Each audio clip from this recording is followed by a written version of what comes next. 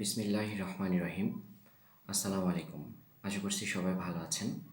আজকে আমরা একটি খুব কমন বিষয় হেঁচকি অথবা হিকাপ নিয়ে আলোচনা করব।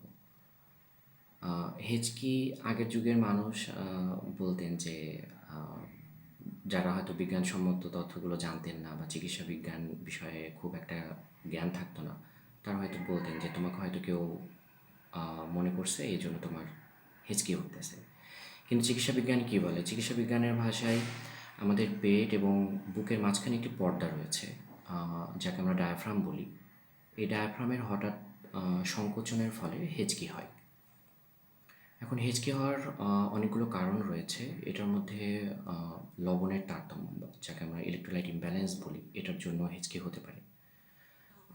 এছাড়া এনি টাইপ অফ ইনফেকশন, যেমন লিভার অ্যাবসেস অথবা সাবফ্রেনিক অ্যাবসেস অথবা ব্যাজাল নিউমোনিয়া, যেখানে ডায়াফ্রাম ইরিটেশন হয়, সেখান থেকে হিকাপ হতে পারে। এছাড়া রেনাল ফেইলিওর মানে সিকেডি, এসব পেশেন্টদের আমরা খুবই সচরাচর হিকাপ দেখা যায়। এছাড়া মাথা এবং ঘাড়ের এনি টাইপ অফ ম্যালিগনেন্সি অথবা ক্যান্সার, এখান থেকেও হিকাপ হতে পারে। হেপাটাইটিস হলে হিকাপ হয়। হেপাটাইটিস যদি হয় তাহলে সেখান থেকে হিকাপ হয়। এখন হিকাপ হলে আমরা কী করব বা কী ব্যবস্থা আমরা নিব সেই পেশেন্টের? আমরা সাধারণভাবে ঘরোয়া যে চিকিৎসাগুলোর কথা বলি, তার মধ্যে আমরা বলি পেশেন্টদের যে আপনি খুব ডিপ ব্রেথ নিবেন। হয়তো শ্বাস নিয়ে ধরে রাখতে বলি। শ্বাস নিয়ে ধরে রাখলে রিলেটিভলি মেটাবলিক অ্যাসিডোসিস হয়, সেখান থেকে ডায়াফ্রামের ইরিটেশনটা কমে এবং ডায়াফ্রামের ইরিটেশনটা কমলে হিকাপটা কমে যায়। এছাড়া আমরা কোল্ড ওয়াটার ইনটেক করতে বলি, ঠান্ডা পানি খেতে বলি। আরেকটি পদ্ধতি, এটি হচ্ছে চিনি। ১ চামচ চিনি আমরা মুখের মধ্যে দিয়ে রাখতে বলি। এটার এক্স্যাক্ট মেকানিজম অফ অ্যাকশন আমরা এখনও জানি না বা এখনও বিজ্ঞান এটার বলতে পারে নাই যে এটার এক্স্যাক্ট মেকানিজমটা কী, তবে এটা খুব ভালো কাজ করে।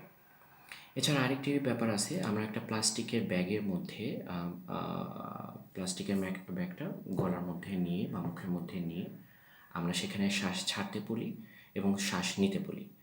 এখান থেকেও হিকাপটা অনেকাংশে কমে যায়। যদি এতগুলো উপায়েও যদি হিকাপটা না কমে, তখন আমরা ফার্মাকোলজিক্যাল ট্রিটমেন্টে যাই। ফার্মাকোলজিক্যাল ট্রিটমেন্টের মধ্যে আমরা ট্যাবলেট বেক্লোফেন দিই, 5 or 10 মিলিগ্রাম 3 বেলা করে দিতে পারি। এটা যতক্ষণ সিমটম থাকে ততক্ষণ পর্যন্ত আমরা দিই। এছাড়া আমরা ডমপেরিডন ইউজ করি 10 মিলিগ্রাম 3 বেলা করে।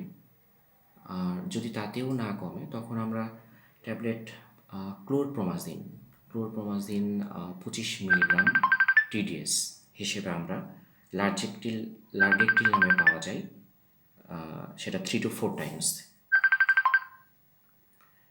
এছাড়া বিভিন্ন রকম যেই আন্ডারলাইন কজ আছে, সেই কজগুলোও আমাদের ফাইন্ড আউট করতে হবে। এই ফাইন্ড আউট করার জন্য আমরা কিছু রুটিন ইনভেস্টিগেশনগুলো করি। তার মধ্যে CBC, renal function test, liver function test, CRP, electrolyte, creatinine, এগুলো আমরা সাধারণত করি। তো আজকে এ পর্যন্তই। আশা করছি সবাই ভালো থাকবেন আর আমাদের পেজটা লাইক করবেন এবং শেয়ার করবেন। ধন্যবাদ সবাইকে।